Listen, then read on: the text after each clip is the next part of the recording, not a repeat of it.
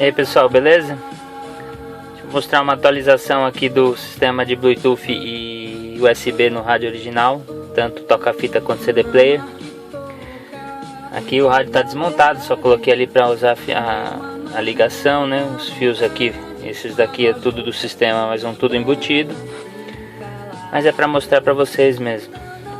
Então, o telefone, o rádio tocando FM, normal. Aí no botãozinho que você coloca em qualquer lugar, ligou. Ele entra numa entrada auxiliar chamada telefone.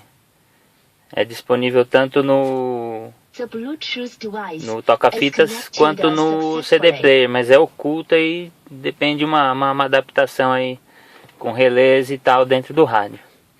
Então já conectou o Bluetooth. Deixa eu botar, conectou no telefone da minha filha aqui, deixa eu botar a musiquinha aqui. Tocando, Coldplay. Vou mudar aqui.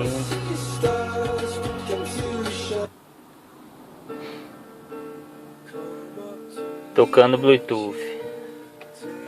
Aperta aqui o botão do tape. Vai pro pendrive. Tá aqui o pendrive. Já começa a tocar o pendrive. O sistema tem viva voz no Bluetooth. Funciona legal. Som bom.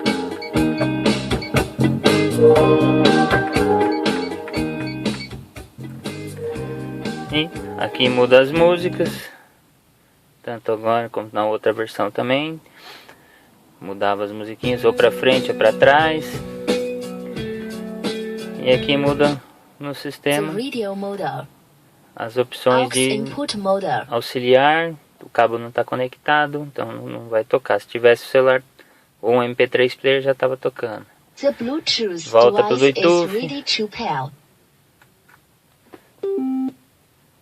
Volta para o USB. E é isso aí, galera. Para quem usa módulo, pode usar tranquilo nessa função, que é uma saída limpa, uma entrada limpa, não tem chiado, o som fica super bom, recomendo. Um abraço.